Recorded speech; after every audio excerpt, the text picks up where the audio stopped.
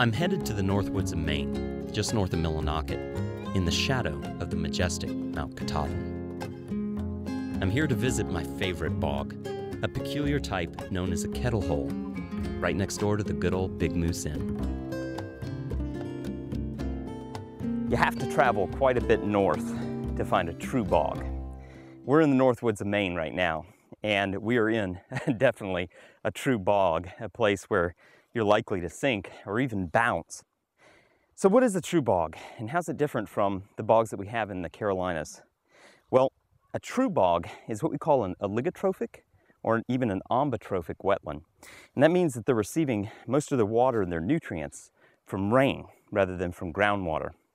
And the true northern bogs have a lot of similarities to what we've seen in the southern Appalachians. Some of the species are the same. We've got grass pink here. That's the same species that we saw up in Allegheny County, same species we see in the coastal plain of the Carolinas. There's cranberry here. This is a different species, a northern and smaller cranberry.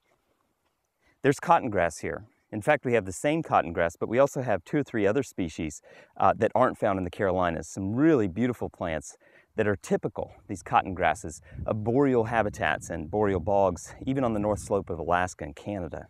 Truly gorgeous things. There's even a wiki here. Now this is a different species of wiki. It actually was separated out relatively recently. This is northern wiki, Kalmia angustifolia.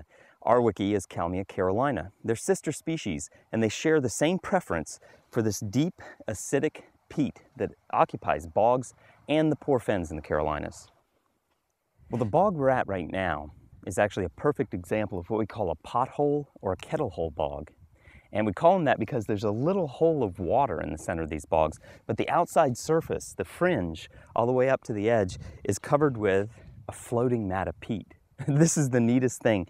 You can actually walk right out to the edge of the water on these things, and as you walk, the entire edge of the bog starts to tremble under your feet.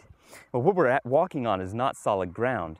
This was actually a divot or a hole in the landscape that was created by a glacier 12,000 to 18,000 years ago. This area was covered with almost 2 kilometers of ice. When that ice retreated, it left little divots and holes in the landscape. Divots and holes like the Great Lakes, for instance.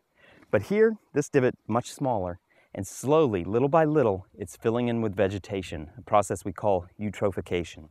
It's just a marvelous community, a place unlike any else on Earth, and a place that's fun to play in, but can be dangerous. If you go through that peat layer, you're stuck and you become a bog man. There's no way to get back out.